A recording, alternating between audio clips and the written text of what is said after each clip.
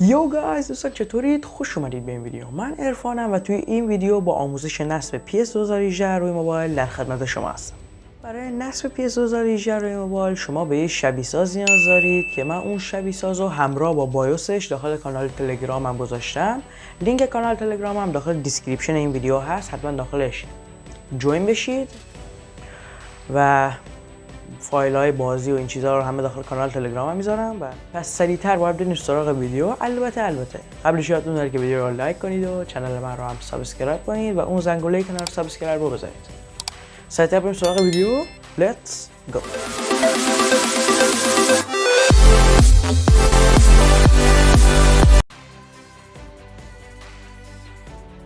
اینجا دوستان فقط گزینه نکست رو بزنید.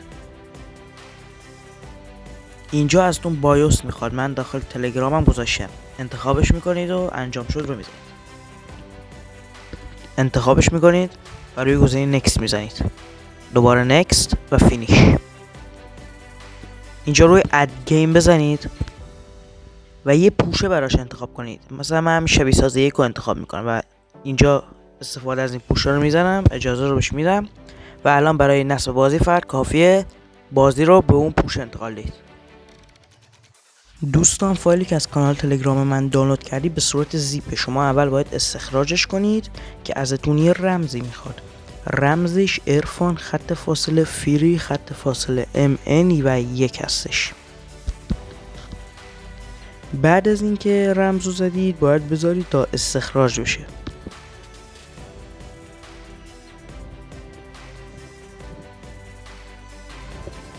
حالا من دیگه قبلا استخراج کردم دیگه نمی کنم. اینجا یه فایلی به شما میده، شما روی اون فایل نگه میدارید و روی کپی ضربه میزنید و اون پوشه‌ای که واسه شبیه ساز انتخاب کردین رو بالا میارید و این پیستش میکنید اونجا.